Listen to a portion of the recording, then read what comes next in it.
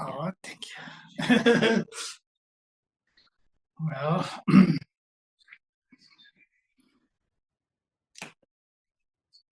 uh, well, good morning. I think so. Everyone is good morning over there. So, or good evening, or good afternoon. so, uh, so first, I really like to welcome everyone tonight's our uh, talk or discussions, and as well as I always thanks for the wonderful sangha members and friends, everyone, and especially this time organized, Laser, Laura, and so forth. And as well as my partner, Katie, was also working back and forth, arranging so many things.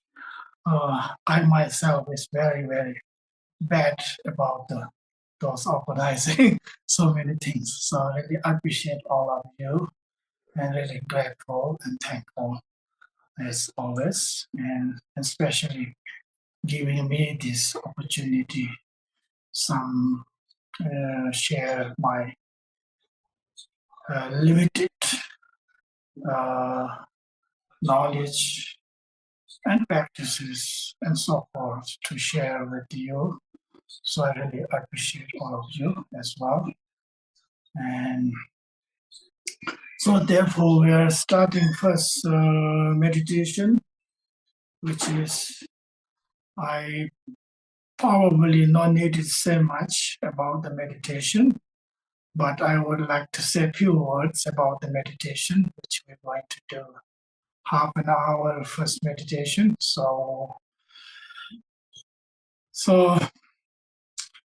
But just to remind meditation, whenever we meditate and practice,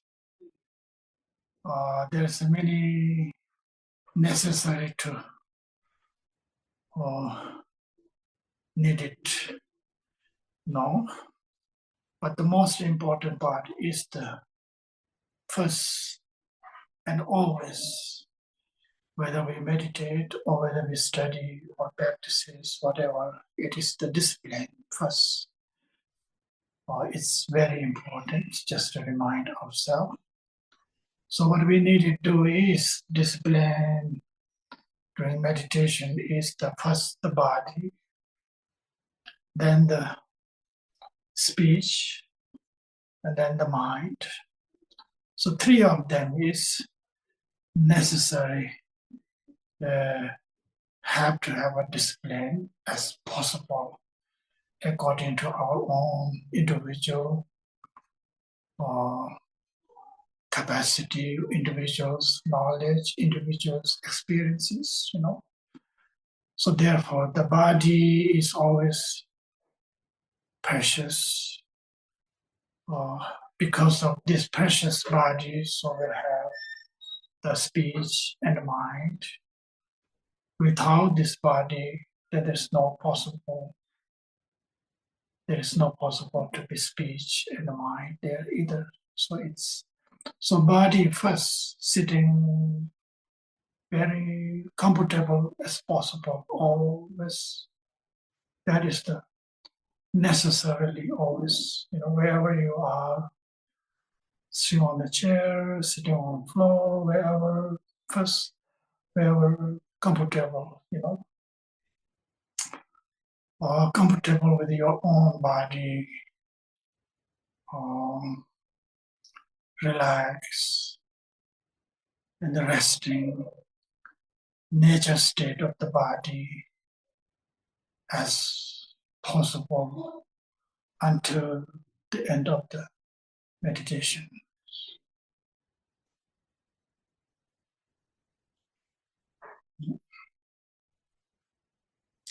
Then the speech discipline. Speech discipline, there is many different things there, but the most speech discipline is silence, or body needed silence.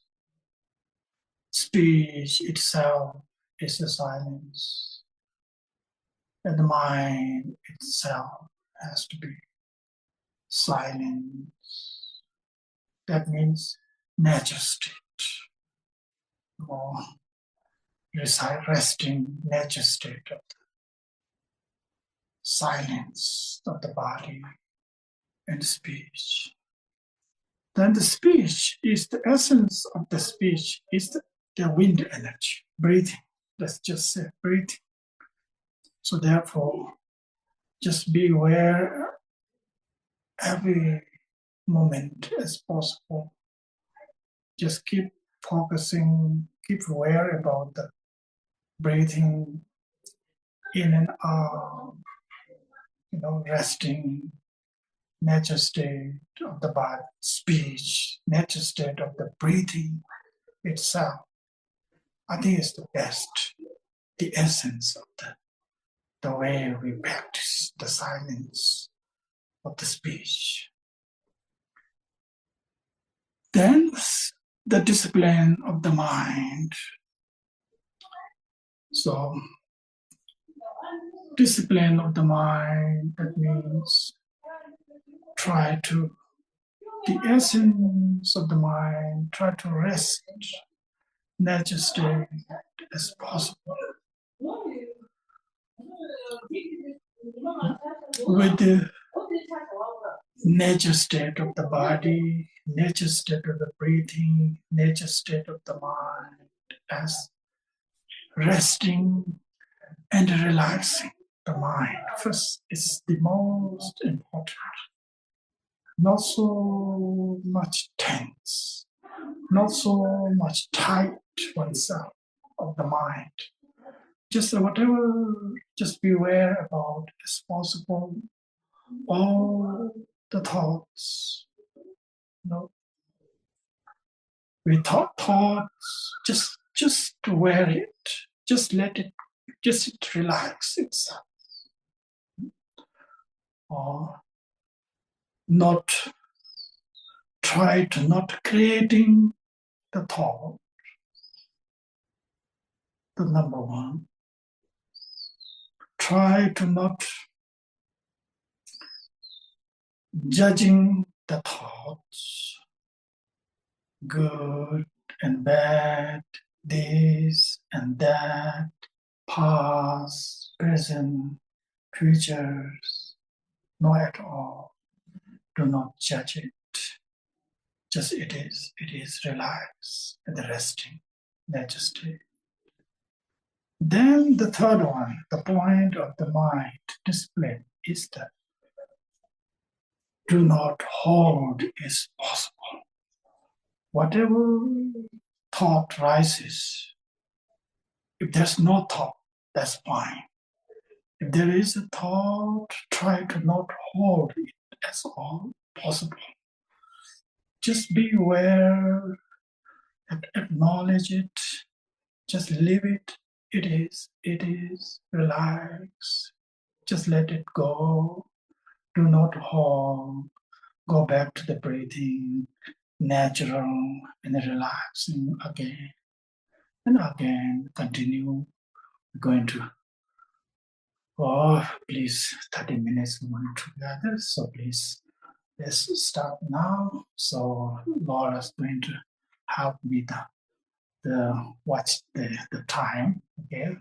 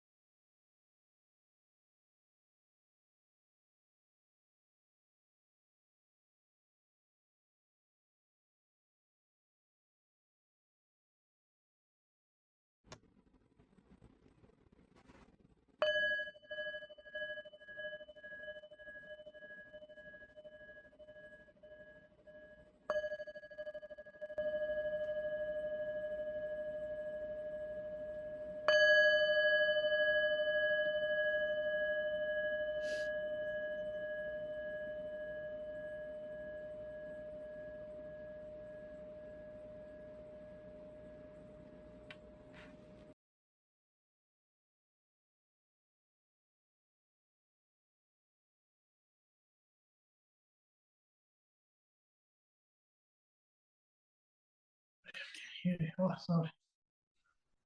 Thank you again, everyone. So we'll take a short break, 10 minutes, then we'll come back to our discussions. Okay. Thank you. Right, Laura? Yes. Yeah, we'll come back at 46 after the hour. Okay. Okay, so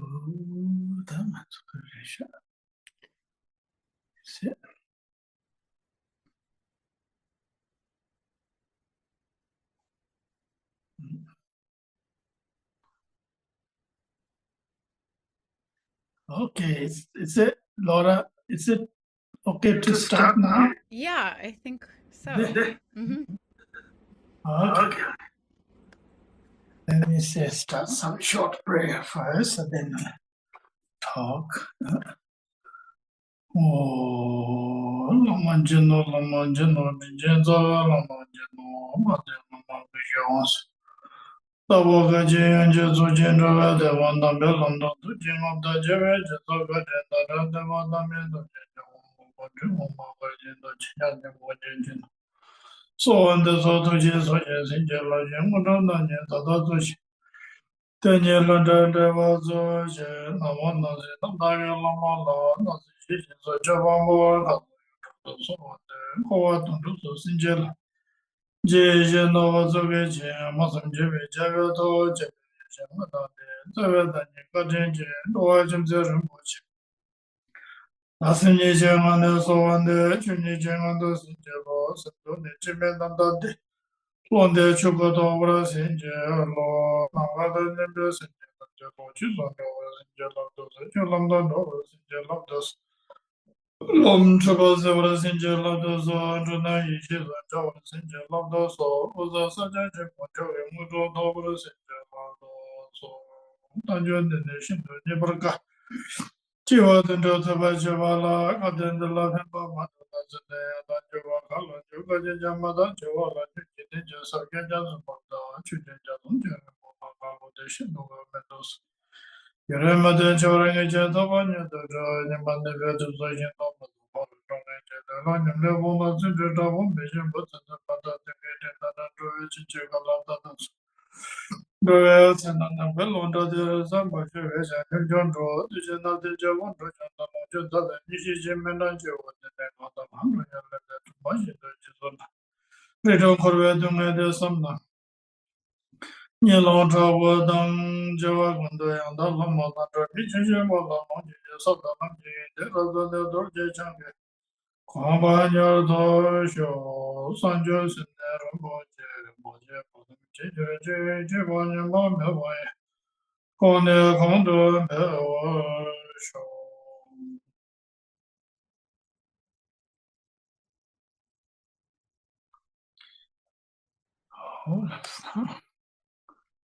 Okay, now welcome back again. So, now today is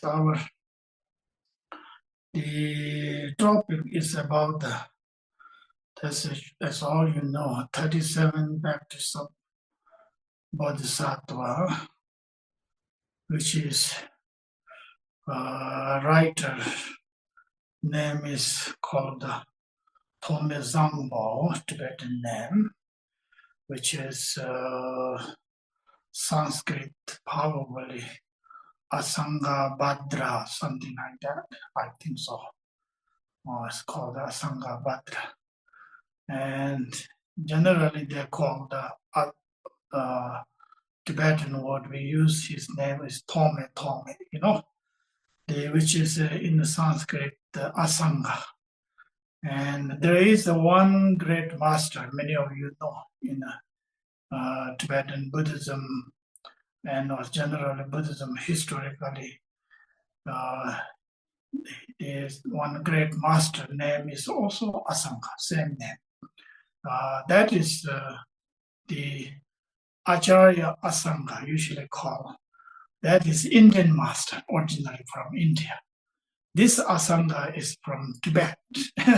from Tibet is a Tibet, so that's called the Tibet Asanga, as a Tibet. So let me speak a little bit about the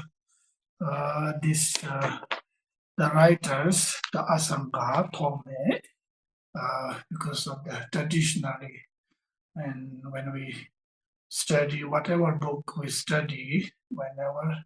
So first, it's important to know the writers. It's very important to know the background of the writers and how he or she wrote and who he is or she is, So then we'll guess from there. So what the teachings about it, So they as a auspicious. So say a few words about him. So I think so, which is I remember. Of course, he was born in India. I'm not in Tibet. And then short story is when he was very young age, around probably not more than 7 years old or 8 something. So his both parents passed away. So he has a very difficult time. So then somehow his uncle, which is mother's sister, take care of him. He entering the uncle was in the monasteries, so therefore he uncle taking care of the entering into the monasteries. He was also entering in a very young age in the monastery and study, and as whatever traditional Tibetan Buddhism in the monastery, they teach languages and so forth, study. So during the short stories, during his study time as a student in a monastery, as known as his story says, he was very special. What I mean is very smart, very smart person, smart kid, and very intelligent sometimes. And whatever teacher taught him and the students and the group, and he much easy to understanding what the teacher talking about it, and he has a very wonderful questions comes, very special questions always in classes. So therefore he was kind of very intelligent during his young age time, So then study continued during the practice at the monasteries and so forth, these languages and philosophies, different texts, and teachings of the Buddha Dharmas. So then not just to study, he was very special person actually, very compassionate person when he was very young age, when they were young age time, age very young. He was a very special and very compassionate person. So what he was doing during those times, of course, monastery foods are very limited and clothing and so forth, they offer sometimes. Of course, during those times, maybe not. The foods are very much more difficult than at this time. So what he does is his food is eat very limited, and the rest of food he will bring to give to the street people, the poor people in surrounded monasteries when they come. He offers all the time, And also the clothing which he has, he offers just most of them. He just wear his own clothing, just one or two, whatever. Rest of them, whatever he have, he offer to the poor people, the beggars, and so forth. So then during those time, the monasteries, other students, friends, they are teasing him. So you are not Bodhisattva, you are not a great being. Why are you acting like that, giving all the foods and the clothing and so forth. But there was a lot of criticizing happening during this time. So whatever, so he was continuing doing his job, his things he best he can, So everybody kind of judging him about, you are not bodhisattvas, you are person, ordinary person, you cannot do this and that, and all that mentioned in the text, in the teaching, those are the great beings and very realizing being. Then suppose after that you can do it, No, he was just continue doing those things. Not just that. There was one time, and maybe many times, I'm not sure, but there was one time in the history, the story says, uh, one very poor person and a very sickness person, sick diseases and lupus diseases like that, of course, difficult. So what he did, he bring him in his room and help him change the clothing, give him food and dress him the new clothing, whatever the best one.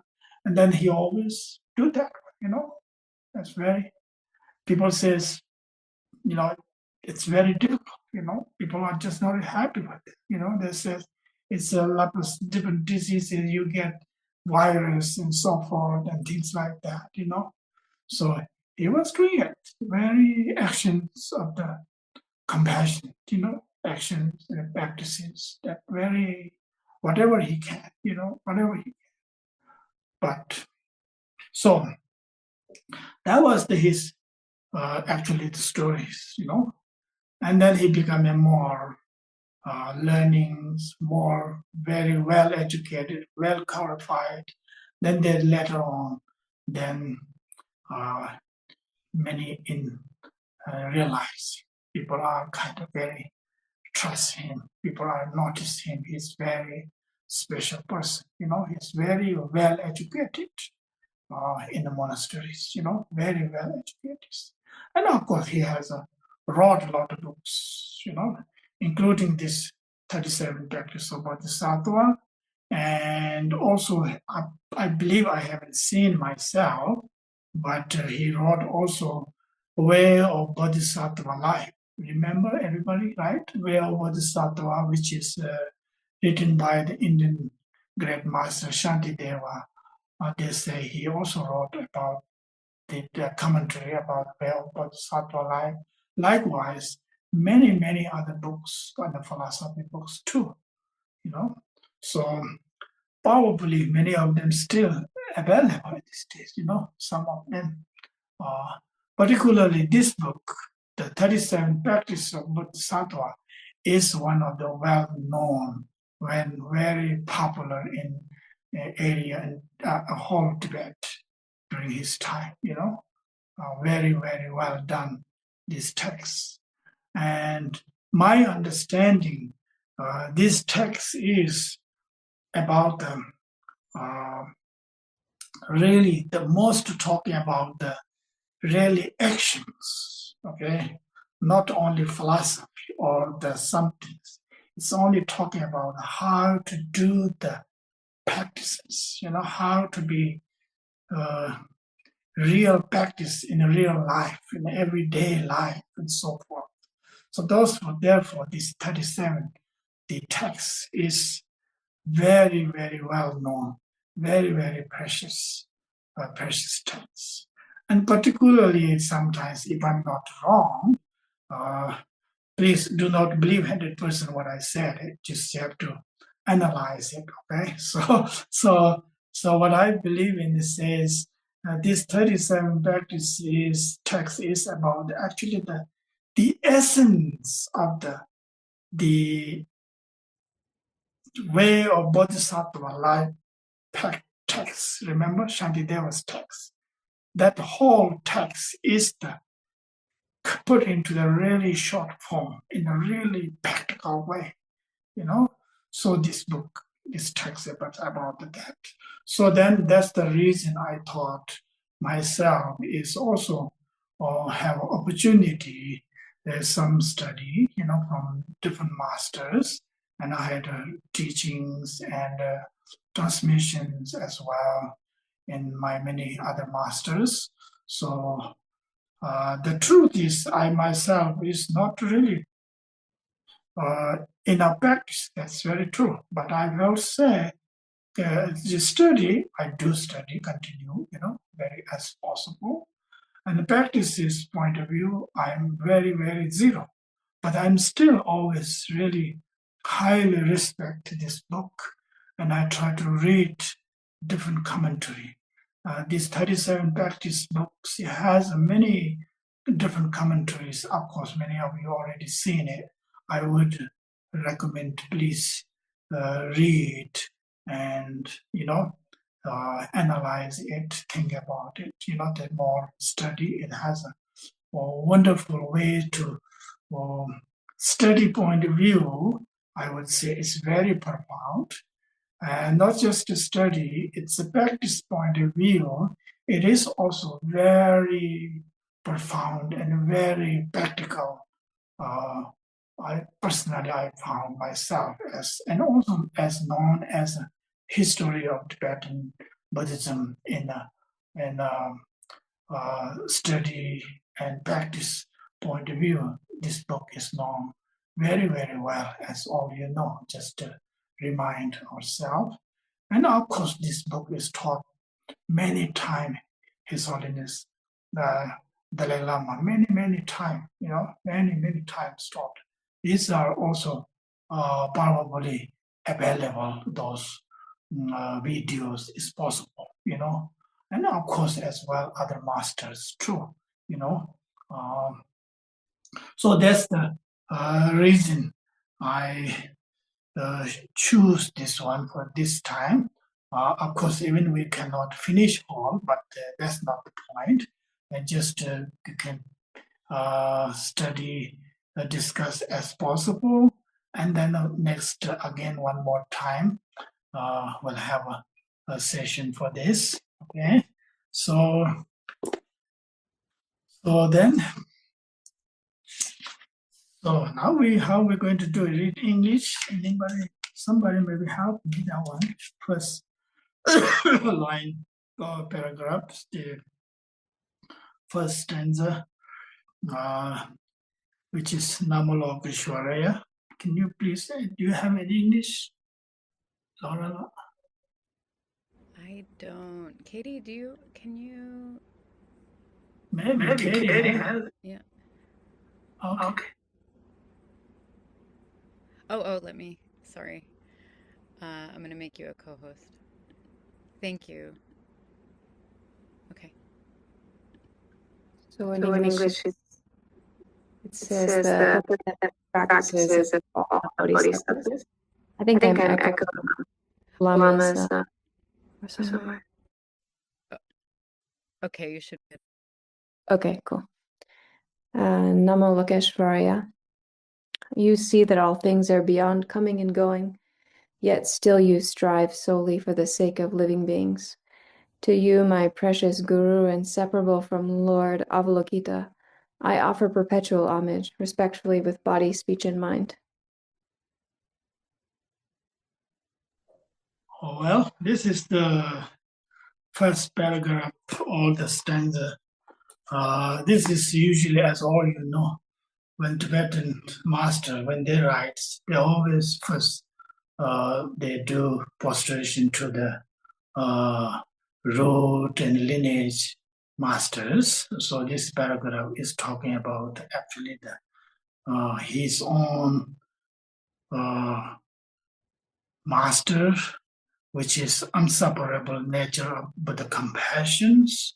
So he wrote this paragraph to prostration by the body, speech, mind. And then this paragraph is very, very profound meaning actually, I'm myself not so much understanding. Let me speak few words here like to say. This is talking about this paragraph, this 4 line. It's about the masters who realize completely as all nature of the phenomena, every phenomena nature, outer, inner, everything's all phenomena, their nature. Their nature is what? Its nature is the relative truth. There's two truths, always talking about it. Relative truth and ultimate truths. That is the reality, nature of all the phenomena. And the true truth is the essence of the Buddha Dharma's teaching, actually. Every teaching is all about the true truth, actually. Either we're talking about the relative truth, either we're talking about the ultimate truth. Here they mention first the 2 line is talking about the ultimate truths.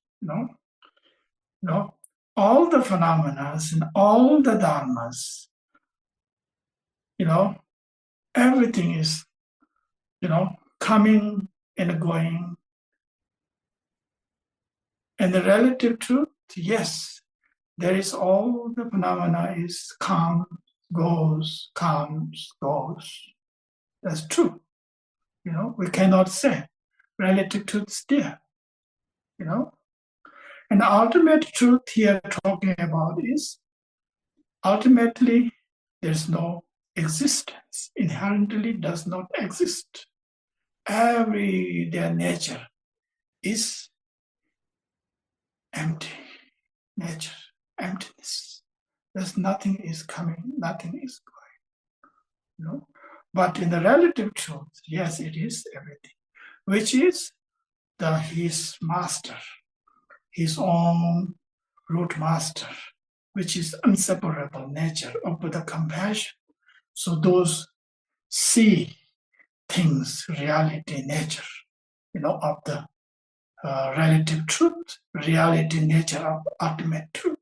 So that is too important, actually, as anybody, sometimes we have to learn relative truth, no doubt. It's very important. And also have to learn sometimes ultimate truth too. According to the philosophy, there's no separable. Relative truth is inseparable nature of ultimate truth. Ultimate truth is inseparable nature of relative truths. And also, I remember one of the great masters, Nagarjuna says,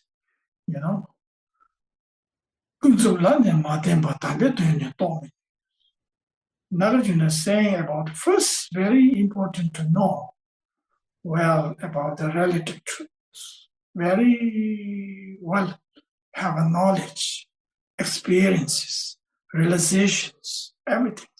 Then it is possible to understanding the true reality nature of the ultimate nature. Right? Of course, relative truth of the happiness and ultimate truth of the happiness. The relative truth of the suffering and the ultimate truth of the suffering. The ultimate truth is no, nothing is exist. So therefore, it is here actually Tokmé Zangpo, the writers, doing postulation to his own root master, which is inseparable nature of the compassion. So he wrote these postulations, to respect, postulations. And then, of course, postulation has many different meanings, the body, the speech, the mind. And here, actually the really prostration of from the heart with, unconditionally faith and devotions and trust to his own root master, which is totally realizing their true nature of the relative truth, all the phenomena, and ultimate truth, which is the purpose is what? In order to benefit sentient being unconditionally, to continue to benefit sentient beings. So therefore, here he wrote this first page to, postulation, the prayers. Okay, so please now, next one. Perfect says, who are the source of all benefit and joy, come into being through accomplishing the sacred Dharma. And since this in turn depends on knowing how to practice, I shall now describe the practices of all the Buddha's heirs.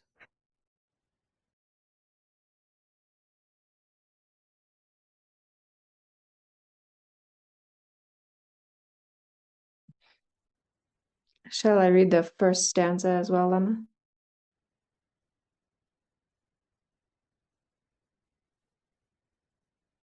Would you like a screen share? Do you want to see it? Yeah? Yeah, I think so.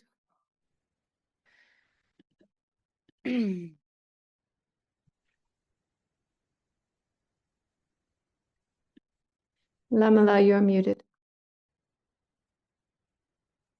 So, okay, now second one is talking about the commitments, actually.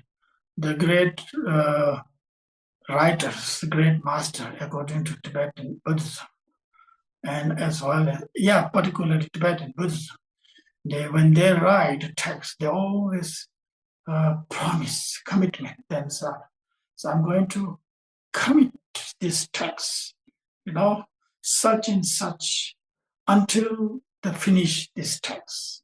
So once there's the quality of the Bodhisattva or quality of the great beings, once they committed, they're never going to give up at all.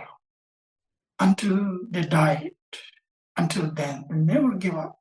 That is their great beings, their qualities, So therefore, this one, first, the second one talking about Penden June, Zobe Sanjin, Tanji Duli Chonde, they are running Shidakale, Gyalse Namje Laklen Sorma. Namo Loki Shure, Gangi Chukin, no message, Tawet, Chito Tsuze, Lama Chota, Jinin Single, Tado Kosum Pepe, chants are lost. So sorry, I'm reading Tibetan. So as a transmission too, okay? So you all will receive the same time and transmission, which I received from the many masters, as I mentioned already. And this commitment is talking about how important of the practice,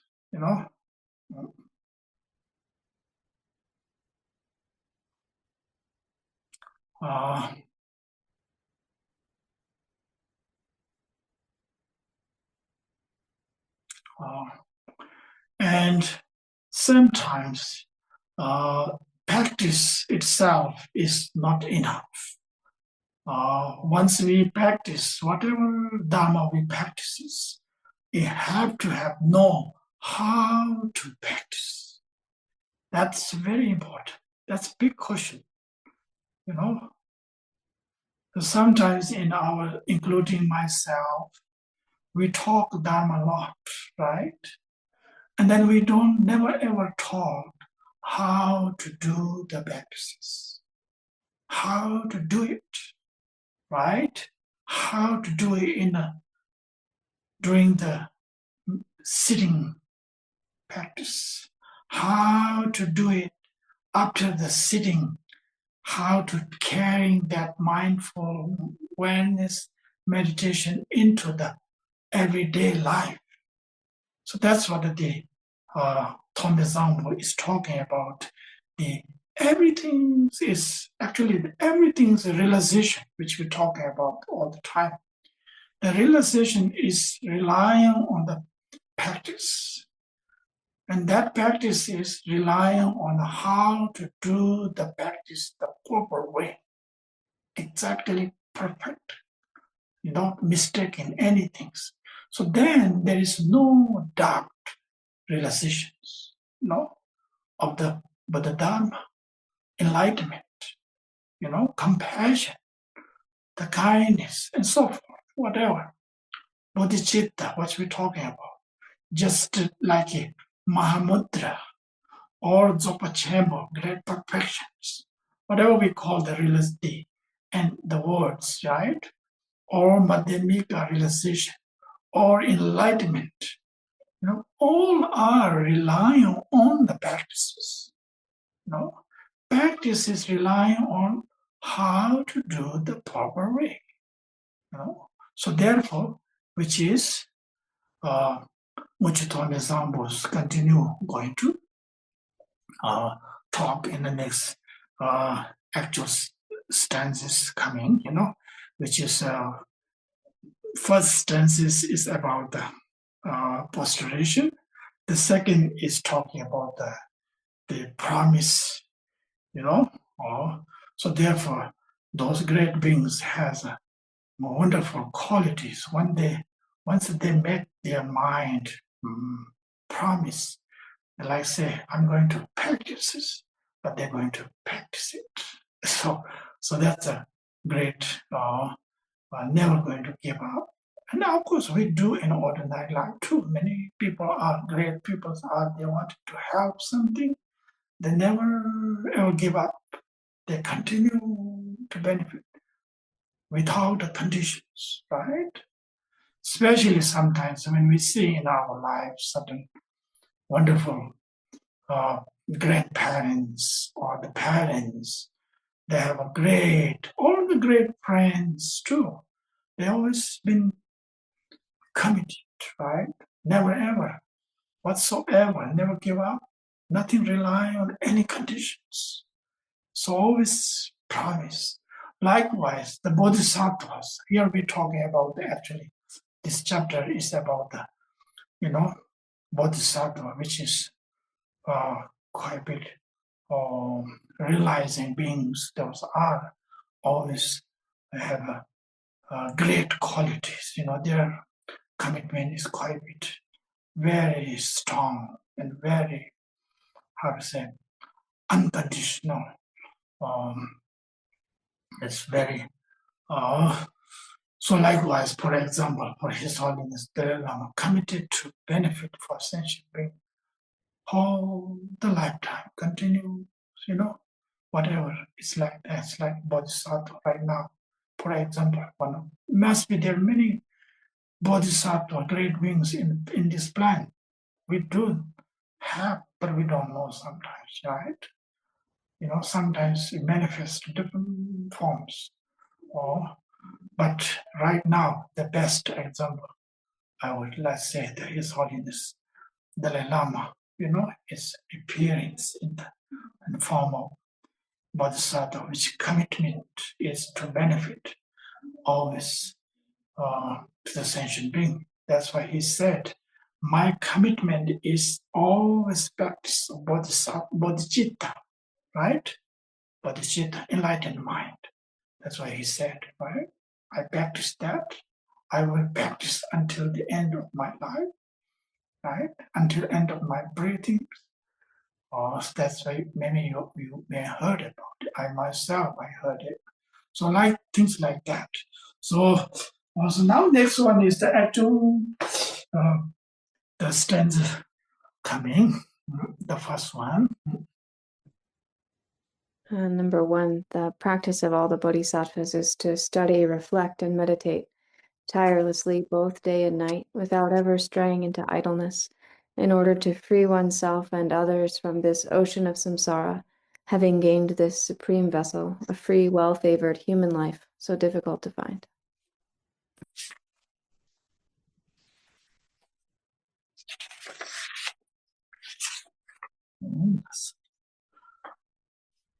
Tanjuru Tishi Niga Tobden Dere Dashi Korwe Zote Tachi Che Nidan Sendo Yewa Mewa Nyesem Gomba Gyalse Laklen. But now this is the first stanza. I would like to say a few words. Uh, this stanza is talking about actually the precious life. Life is always precious. Life is very precious. It's very difficult to achieve it. When we say it's not talking about just achieve the life. No, there's the precious life, precious human beings, precious living beings. So therefore, without the precious life, we cannot do anything actually. It's very impossible. Like for this moment we have a precious life, precious opportunity, discussions, and so forth, meditations, the time. This is the most precious one. There's many precious things there. So without this precious life, we cannot achieve anything. Like in a spiritual point of view, we say we like to be enlightenment. In order to reach enlightenment without the precious life, there's no way. And as well as in the reality life, every day, if we don't have precious life, like today, or we don't have a tomorrow, that's the end of the life, right? How much we have the plan to do this and that. It's so wonderful, all the plan. There's nothing wrong with that. But the truth is, we don't know tomorrow will have precious time. So therefore, having precious lives is so important to every day have to practice it. I myself, telling the truth, is I recite this prayer every day, no doubt. If you can ask me, I do practice this one, it's quite a bit challenge. I lost my mindfulness is always, I try 100% every day as possible. Soon as I get up early morning, I recite this prayer. We have a very precious prayer. You can recite too this prayer, or there is other prayer too about this kind, talking about precious life. It really helps as far as my limited knowledge. Just I recite this prayer morning, few seconds I have to think how I am precious today. I have this opportunity, Then few minutes I forgot after doing something else. Truth is, but I'm getting better. I'm getting better, no doubt. Each time, really. I think that's why we have to, here talking about the practice part, is have to meditate or think again and again, not just one time, One time thinking, it's so precious, no doubt. But as a practice point of view, you have to think again and again until we truly realize it. Oneself is as precious, how precious I am, or as well as others equally is precious, right? So that is the way, as traditionally, Buddha Dharma practitioners, and particularly Tibetan Buddhism, we usually say this prayer and try to think, meditate again and again. It's very important. So until we individually, soon as we recite prayer, this one, soon as you recite prayer, you feel inside somehow very strong, how to say, appreciations, the grateful yourself, myself, my this body, my this breathing, my this mind, heart, whatever it is, and everything, including everything, doesn't matter, including everything, whatever we have in this moment, friends, family, just name it, everything's so kind of deep rises from the mind. Is how wonderful is this? So that's why I would say that we all try to again and again, each time meditating or practice it. It's so important. That's why they say, here, without the precious life, we cannot cross the ocean. In order to cross the ocean, we needed boat, right? In order to crossing what? There's nothing such as crossing. We have to cross from all the deliberate confusion, the delusion, the sufferings. We needed this precious body, precious heart, precious mind, right? Precious breathings, right? Or so on. Or so on, everything. Here first is start from oneself, right?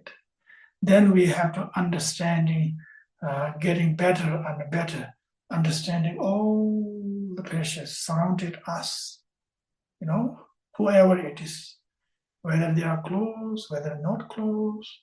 It's a very, I would say, very simple, but it is very challenge for practices to truly realize, I'm talking about the truly realizing within, inside, what it means, inside from the deep, from the heart, not the word, not the just word. That is this practice is so precious. So therefore, the Tokmé Zangpo saying is day or night, try to practice. And those great beings are practicing, and done in practices, and we can follow that too.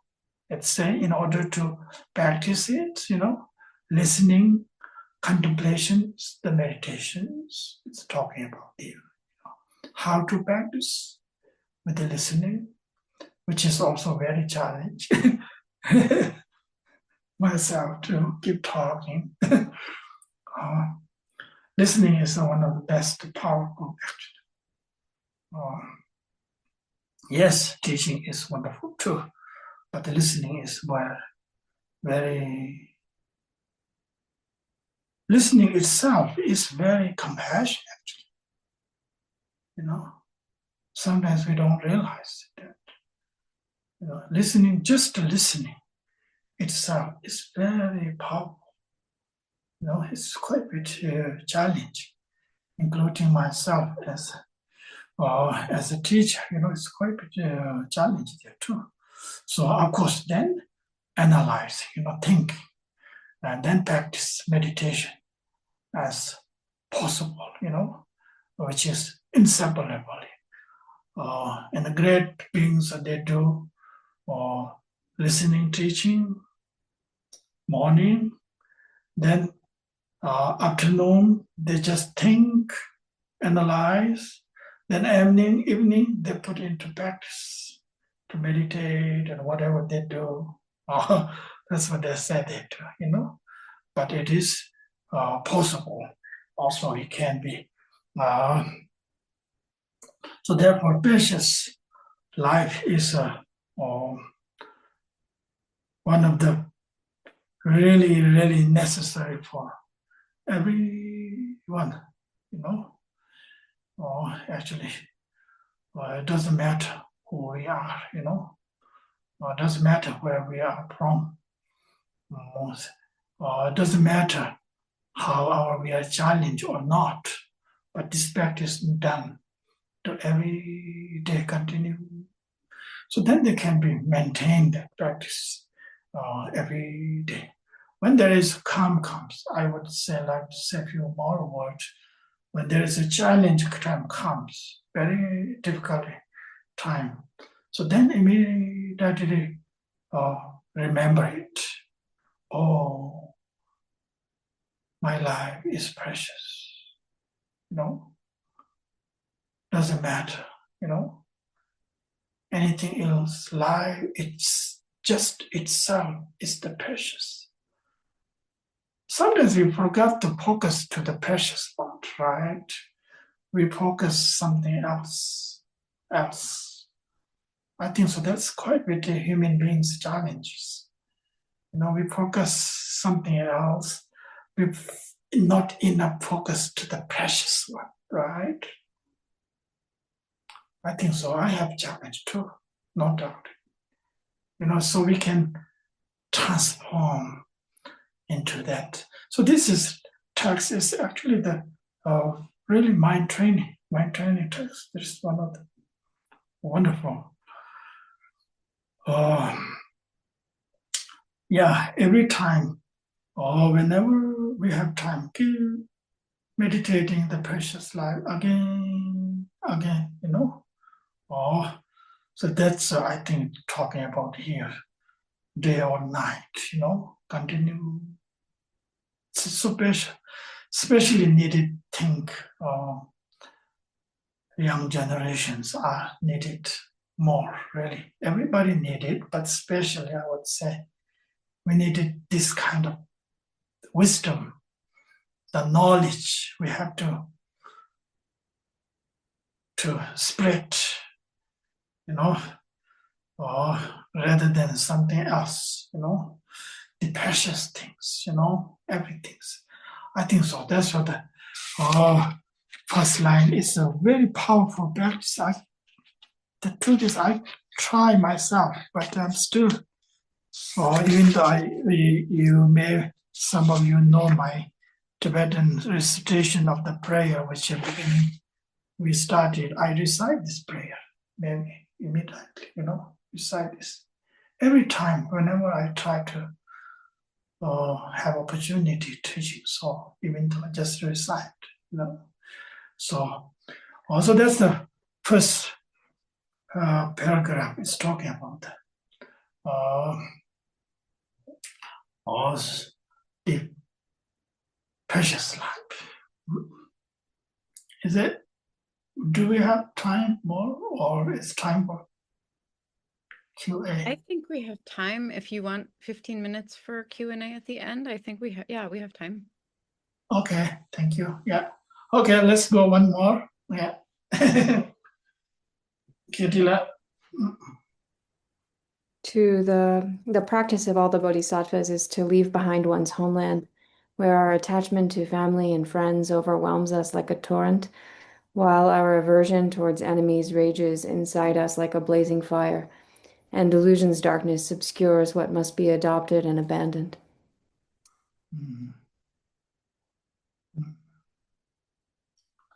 Okay. How much more harder, actually? Each sentence comes much harder and harder. 年纪长了，适当觉得留下觉得有太长了，适当没得拉不住呗，多么没垃圾。怕有碰吧，就是那的因此。Okay. So,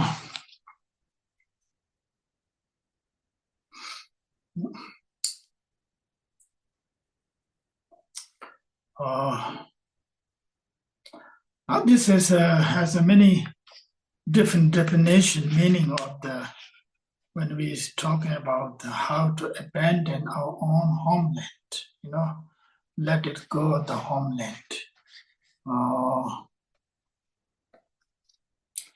Sometimes it means wherever we go, places, and particularly this is actually talking about the certain practitioners, wandering practitioners actually. Wandering practitioner, they have to have whatsoever, wherever they are, they can enjoy it and practice it, enjoy their place wherever they live and study, and then they let go after that. So live there, one place, keep moving. Like a Milarepa style, Milarepa styles, one few days here and a few days there, and few months there, or something like that. That's quite bit have a challenge when the Milarepa's students, one student asked one time, Milarepa says, where you will be tomorrow? And Milarepa says, I don't know where I'm tomorrow, I don't know, I'll be here, maybe not. I don't know tomorrow where I'm going. Either that is also, I don't know where I'm going. So which is quite a bit a challenge. So therefore, the whole idea is sometimes the homeland as a spiritually point of view, actually, as a practitioner point of view, when we have homeland, someplace we are attached to it, so attached to it, then it's become a little bit challenges for the practices, to let it go, quite a bit challenges. So therefore, it's, I think so, talking about let it go, just there's great practitioner that keep moving, including Milarepa, including many of you heard Zapata Rinpoches, and Gampo Bas and so on, or Milarepas, those been in the past, quite a bit interesting life story they have. Maybe many of you already read. I will recommend to read Milarepa's life story. Many of you already read. And life story of Zapata Rinpoches,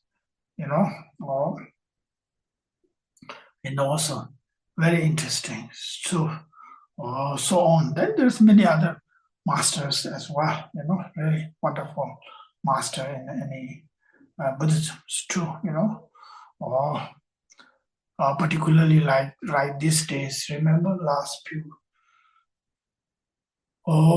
weeks ago, there's a Theravadan tradition, keep walking meditations, all over the world, the peace movement. Keep moving, just keep walking, right? Just let go everything, just spread for the peace, calm, I thought that was so wonderful, for example, at this moment, right?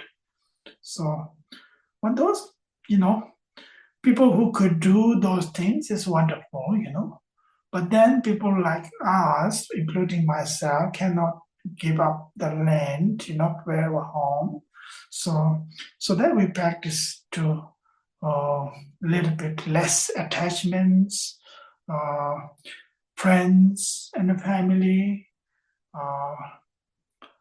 and less hatred, anger towards to the others, as possible.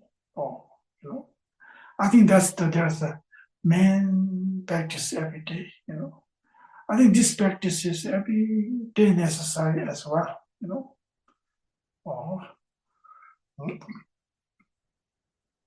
Also, that does not mean when we give up attachment, that does not mean should not care, should not love, should not have compassion, and so on. That is totally different, actually. We must have caring, kindness, love, compassion towards our families, friends, always necessarily. Without we cannot live in life, actually. I believe that, really. We cannot have the real human life, the living being life. So, but the only things we have to give up is too much attachment. Then is problem. Too much anger, rejections. Oh, then is problem.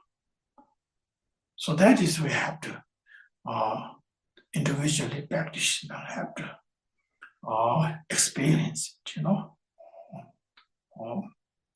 So therefore, here great practitioners or great bodhisattvas, they always love for their families, friends, no doubt. But they don't have attached to them, or so on. So therefore, they are kind of very well training kind of balance, too much is very actually the big problem, right? It's in the reality life too. Everything, right? So we all know that. That's the talking about here. It does not mean we have to give up our own homeland. Not necessary. And some few cases, few practitioners like Milarepa, they do. That's different cases. And few cases like Theravada monks that give up their everything and just go walk on the streets, just moving, keep practicing. That's possible, right? But we have to give up what? Give up the particularly angers, attachments, rejections, abandons. I think those are really not easy, but have to. This is wonderful to practice every day as possible, So that's a second stanza talking about it. It's also nice to sometimes experience, like say, of course, we all have opportunity. A few days going to the different centers to meditate, right? Leave a home, live far from the home. Few days, 1 or 2 days, or maybe 1 hour. It's a wonderful practice. I think so. I would love to do that, few days, just, or few hours, just, just give and practice is something else, somewhere. So those, and of course, those great beings they don't have any more attachment for their own homeland, and a little bit spiritual practice is a little different than ordinary practices and how we believe in, different issues. We're talking about the different things, in the life. Okay, so I will stop here. Laura, right? Is it good time? Yeah, it's good. Do you want to open for a Q&A? Oh, yes, please. Anybody have your own, please, thoughts or your own some questions? It's wonderful.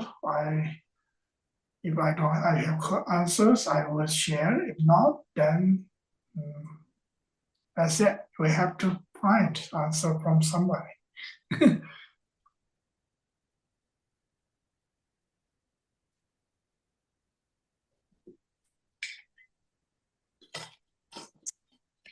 Oh, I see Nancy. Nancy, do you want to unmute? Let me make sure. Sorry, let me make sure you can unmute. Okay, go ahead. Thank you. Thank you, Lama Gursam. Thank you, Laura. and everyone. So I am contemplating leaving my home in my neighborhood to go to a retirement community as I'm getting older, and I find myself really getting attached, not so much to the material possessions of the house, and well, somewhat, I have to be honest, but to the neighborhood and to seeing people that I know. And, you know, already my mind is thinking about, well, they're not going to be around. And it's, you know, I'm older now, I'm 77, so it's a different phase in life that when I left home when I was 18, I was really happy to leave home. I was like, yay, yippee.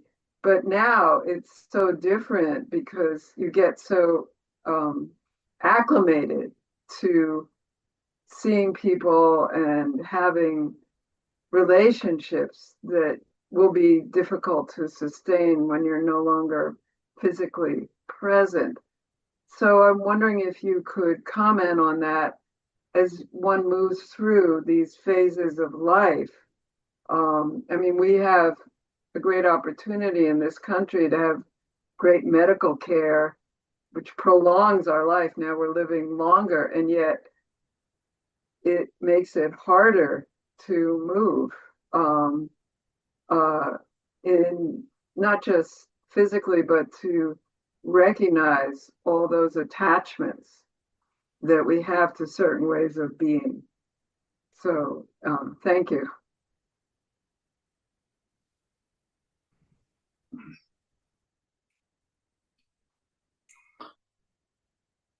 Well, so actually it's true.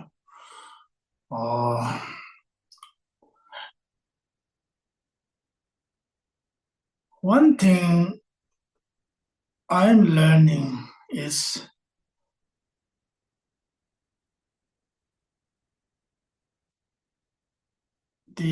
wherever we are, and we don't have to physically doesn't have to be give up, whether it is home, the persons, and the wealth. I don't think so. And which is I am learning to whenever these the emotionally the rise is I can see I'm becoming more attached to where I am originally from, where I grew up, right? I can see that my mind never goes away from my monastery. Even my body has been long time separate from the monastery. Actually, I haven't been back to the for a while. Actually, I go time to time, but then I look at it my own when I meditate or whatever, and it's always with me. Somehow attached there. Really strong. Have this bonded. Yeah, it is sometimes a challenge. Then working on it, just it is fears, appears certain things, and just try to let go, remain, just my past, these things, whatever, enjoy there, have time, good time. So challenge time, just let it go. But that's what I'm doing practices. I'm still, yes, attached, pretty sure. I don't know what else I have nothing else to say.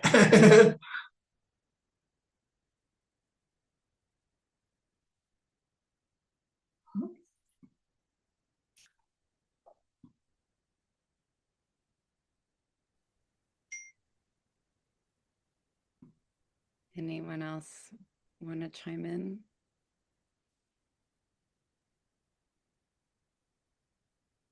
Any other questions or reflections?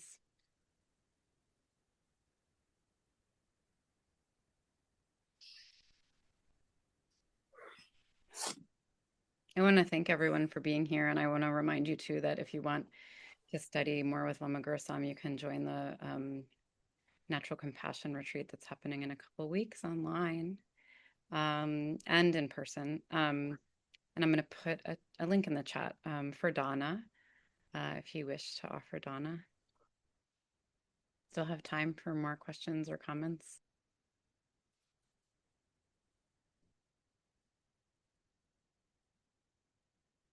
Hi, Vicky. Thank you, Lara, and thank you, Lama Gursam. It's wonderful to hear you again. It's been a while. I think you said earlier that maybe we would have more sessions since we only got through 2 of the paragraphs out of 37.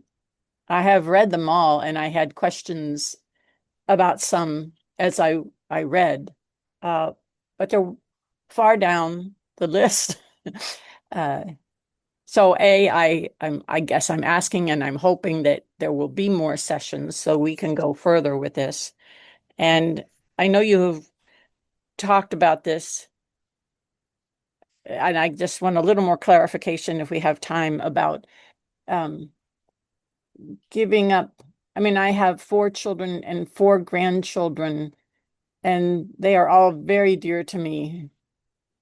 And I'm living alone, so in a sense, I've already gone to a solitary place. I am solitary most days. But the idea of going into retreat, even for 3 years, and leaving all of them behind is I can't. I feel like I couldn't do that, to lose 3 years of their growing up and things like that. My grandchildren, obviously. So should I give up trying to be a bodhisattva or just live with as much kindness and compassion as I can and not worry about the rest of it? Like, do I have to do literally everything on this list of 37 to truly be a bodhisattva? And okay, if I can't, then I can just try to be a good person. Is that what the choice is?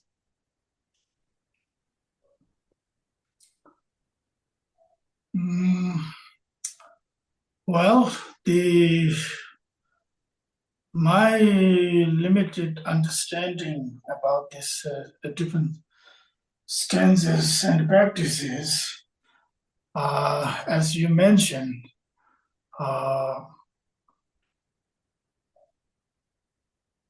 I think there's many different levels and different ways to practices is there. And the essence practices, from as far as my understanding, is we don't have to give up anything.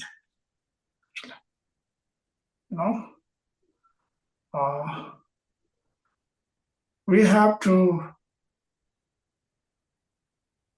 the practice wherever we are to continue practice. Doesn't have to give up the parents, doesn't have to give up the land, doesn't have to give up friends, doesn't have to give up the families. The only things I would say is, as a spiritual point of view, which we usually have strong, so attached there, like I cannot live without these things. I have to have this one. That one is quite a bit challenge. that one is we have, for as far as my knowledge, is really have to let it go, build, continue our love, caring, compassions can be much more stronger, much more powerful. That is, I believe it, really. Like right now, in this case, I'm in a difficult situation myself in here, my own, taking care of many things. I don't have to go too far. If I give up, then the situation is going to be really, really worse. Mm-hmm. So as far as my decision is, I don't know, I'm trying to my best, and still the truth is, I'm doing my best. For me is, should not give up, but I'm continue caring and dealing with that, continue to practice. I believe that is the real practices. There's no such things that we cannot run away from there, actually, no matter what. It's almost like a Milarepa's life story with the beautiful deer. There's one deer was full of fear, came to close to, the short stories came to the Milarepa. So Milarepa taught the deer, you cannot run away. You cannot. You have to just relax here. Let it go, your fear. Just let it go, that one. Build more compassion. So Milarepa helped his compassion, help him, help the deer to let it go to the fear, and deer become a more liberated, more freedom than anything. That's why I say, that's why I'm not, of course, really not perfect. I'm not success sometimes. I'm not perfect. I'm not success, but I'm never giving up. I'm continue working on it. There's a lot of challenges there, many ways, and not easy, but then sometimes, of course, I cannot judge you or understand it. There's no way, I know my way, right? Only, right? So that's what I think in the practice, when I'm talking point is, real practice is, rather than giving up anything, just keep working on it, keep dealing with that, build more positive compassion. Then rises this, there's nothing wrong with the attachment, okay? I believe in myself too. When we really understanding that attachment, then that attachment is becoming a truly transformed into the great compassion, unconditional compassion, the fearless. It is possible.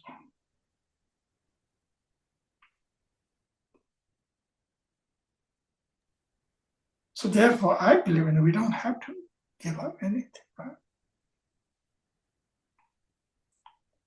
But the time to time, right? Short time, like we say, I'm going for 1 week for my retreat. I'm going for 2 days or 1 hour. We go back, right?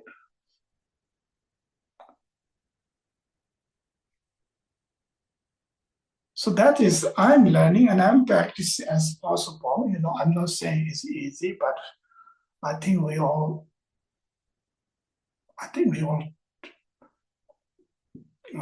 continue working on it, right?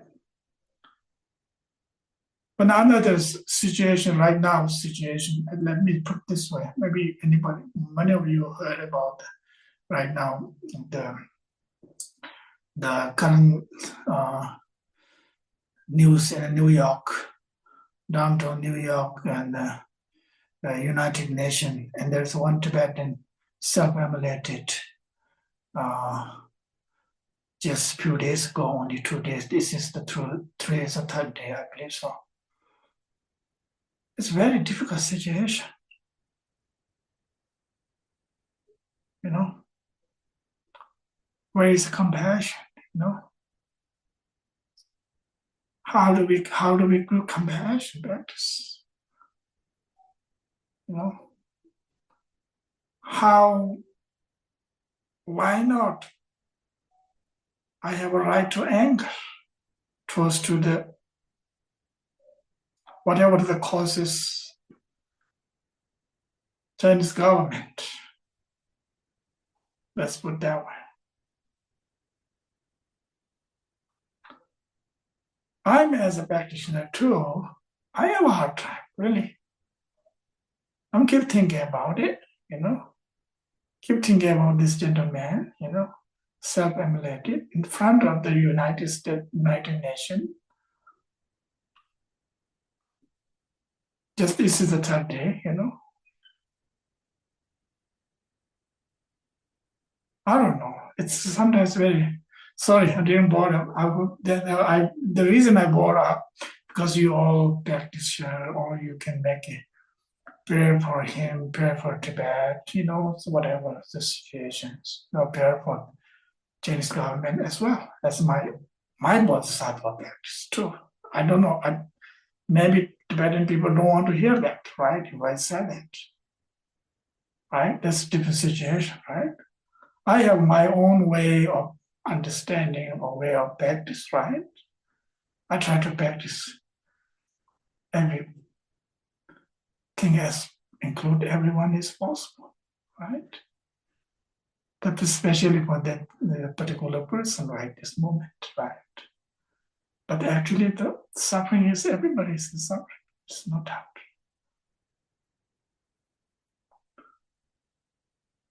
Yeah. So what I mean is there's many levels to practice, right? There's many ways and many situations, different forms, different ways. It's possible. It's not just one way, right? What I'm trying to say is we can. Thank you. I'm talking too much. Thank you very much, Lama Gursam. I feel like I understand something a little bit more. Thank you.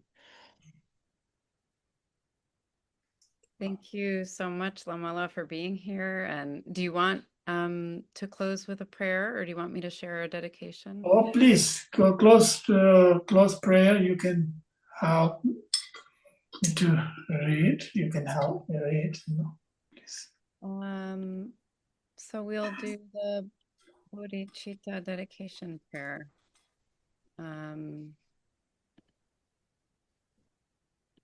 Just while Laura's pulling that up, just wanted to mention, because Victoria asked if this teaching would continue, and Lama's doing another Dharma Sunday on the 37 practices in August, so he'll keep going with reading the text at that time.